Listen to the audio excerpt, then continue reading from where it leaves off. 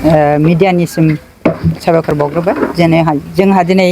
8 March बुहुमनां आइजो सान दा बे सोमोन्दै मिडियानि सोमोन्दै जोङो एसेबाबो जाहाथे आइजो आफादा एसे गोसारो बेनि सोमोन्दै आङो फंनैसो बुंनोसै जोङो फुंनिफ्राय हाबाफारिखौ लानाय जादों दा बे हाबाफारिया जाहैबाय फिरफिला बेरहोनाय मानो होनोब्ला जोंहा दिनै बुहुमनां आइजो सानब्लाबो जोंहा गावहानो थाखानाय फिरफिलानि सिङाव जोङो दिनै बे फिरफिलाखौ बेरहोनाय जादों दा गुबुन मानसिफ्रा साननो हागौ दिनै इन्टारनेशनेल वमेन्स डेआव बे फिरफिलाखौ मानो बेरहोदों नाथाय बे नङा जे जोंहा उदां आफाद हिसाबै जोंहा बे आफादनि फिरफिलाखौनो जोङो बिनि सिङाव थानानै हाबाफारिखौ जोङो सामलायो दा जोङो बे फिरफिलाखौ बेरहोखांनायनि उनाव जोंहा जायफोरनाखि बिथांमोनहा जिउ बावलांदों दा बे बिथांमोननि सोमोन्दैबो जोङो दिनै मुंख्लं हिसाबै जोंहा बाथि सावदों आरो गोजोन सान्थिनि थाखाय जोङो 1 मिनिट आर'ज गाबदों आरो जोंहा बेवहाय आलासि जोंनिनो बारग' आबोबनि आफादगिरि आरो बिथां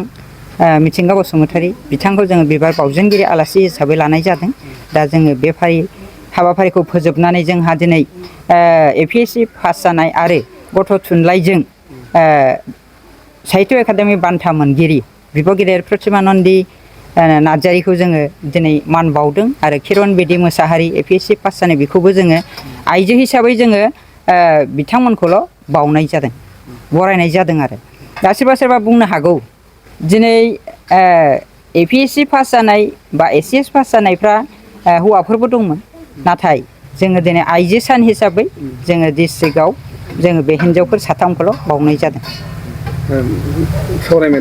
सावरायमेलखौ लानाय जादों जोङो सावरायगिरि हिसाबै निलिमा बसुमतारी साहित्य सभानि बोसोनगिरि आरो लेङाइ आफादगिरि आरो जोंनिनो जिल्ला आफादनि बोसोनगिरि बिथांखौ जोङो आलासि महरै लानानै सावरायमेलखौ खुंनाय जादों खुलुमबाय आङो गिबियावनो बयनिसिमबो आंनि खुलुमनाय आरो आंनि अननायखौ बावहरग्रोबाय दिनै इन्टारनेशनेल वुमेन्स डे 8 मार्च 2024 दिनैहाय अल बड' वुमेन वेलफेयार फेडारेशना आंखौ दिनैहाय दाखालि थांग'नाय APSC परिखा क्लियार जानायनि थाखाय दिनै मान बिलाइ बावनो थाखाय इनभाइट खालामनाय जादोंमोन आं जोबोद गोजोननाय मोनदों जे आं दिनै बाव सफैनो हादों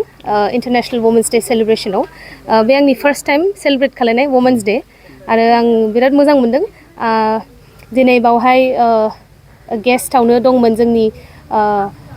साहित्य एकाडेमि बान्था मोननाय मुस्रिमा प्रतिमा नन्दि नार्जारि बिथांखौ लोगो मोननानै आं बिराद गोजोननाय मोनबाय आरो बेयावनो लोगोसे जोंनि बिराद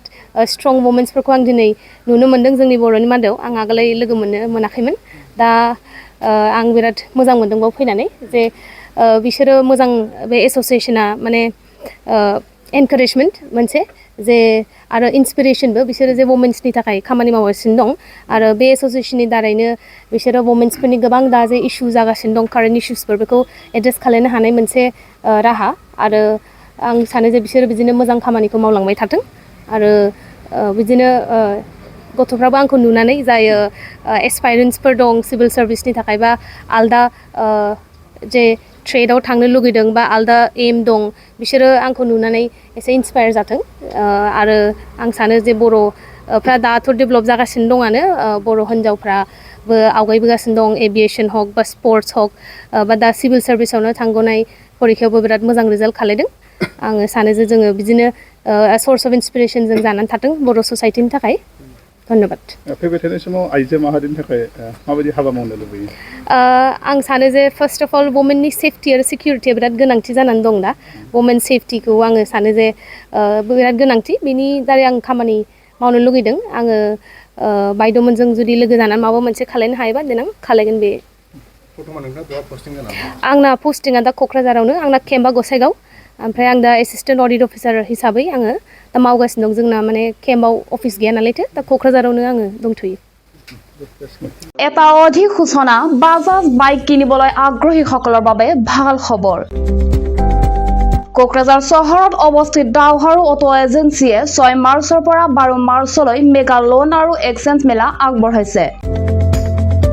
ডাউহাৰু অটো এজেন্সিৰ গ্ৰাহকসকলে কম ডাউন পেমেন্ট পৰিশোধ কৰি বাজাজ বাইকৰ সুবিধা ল'ব পাৰে আপুনি কোকৰাঝাৰ চহৰৰ দাওহাৰু অটো এজেন্সি শ্ব'ৰুম লগতে কাৰিগাঁও উৎসৱ বিপণী আৰু দতমা উৎসৱ বিপণী আৰু ভোটগাঁৱৰ উৎসৱ বিপণী শাখা কোঠালৈ যাব পাৰে। বাজাজৰ বাইক উৎসাহীসকলে তেওঁলোকৰ বাইক আৰোহীসকলৰ বাবে এটা বিনামূলীয়া নিশ্চিত উপহাৰ লাভ কৰিছে। 2টা হেলমেট মুক্ত, 5 লিটাৰ পেট্ৰল ফ্ৰী, বাইক গ্ৰাহক বিনামূলীয়া নিশ্চিত উপহাৰ আৰু বিনিময় অফাৰৰ সৈতে। আন এটা ভাল বিকল্প হ'ল আপুনি 500 টকা পৰিশোধ কৰি ইচ্ছামতে বাজাজ বাইক এখন কিনিব পাৰে আৰু 5% হ্ৰাস কৰিব পাৰে। আপুনি 6000399187 অধিক জানিবলৈ 8822018193 নম্বৰত ফোন কৰিব পাৰে।